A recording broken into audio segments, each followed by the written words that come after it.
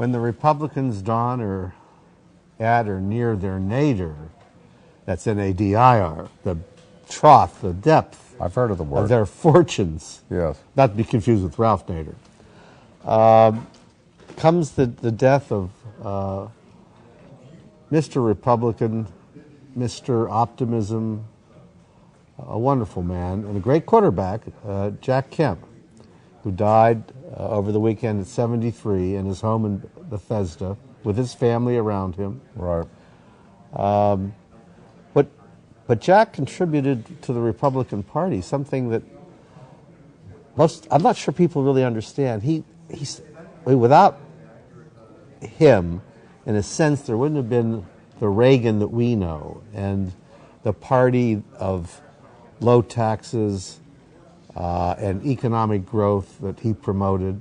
Reagan bought that idea in the 79-80 cycle, Right. pushed it, became president, and his first year in office, 1981, enacted the most sweeping tax reduction in the history of the country. As the country was going pell-mell into one of the worst recessions since the Great Depression. Yes, it was,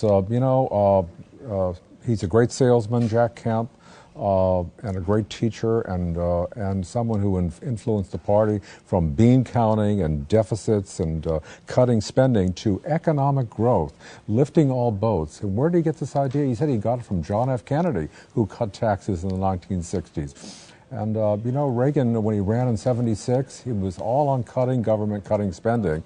And then Jack Kemp sold him on the Kemp-Roth, cut taxes 33% across the board for everyone, and it resulted in about a quarter of a century of economic growth. So he influenced a lot of journalists, too, me included, in terms of economic growth issues, and changed really the direction of the country. I'm not sure a lot of people understand that, but they are going to more with this new Jack Kemp Institute at Pepperdine University. Yes. That's going to carry on his great work. But it's sad today, Ralph, his voice is needed more than ever because the Republicans have lost that message, haven't they?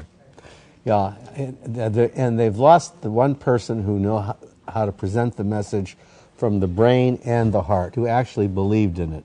We seem to have a lot of Republican politicians now who repeat as if by rote the words of the Reagan era. In fact, we had a bunch of politicians just the other day get together and say, it's time to leave Reagan behind. Well, that's sad. I'm not sure they're not talking about ever time. No, they're not. You're right. They're not They talking just about don't get economic it, do growth, they? capitalism, and Jack's voice is sadly missing. Amen.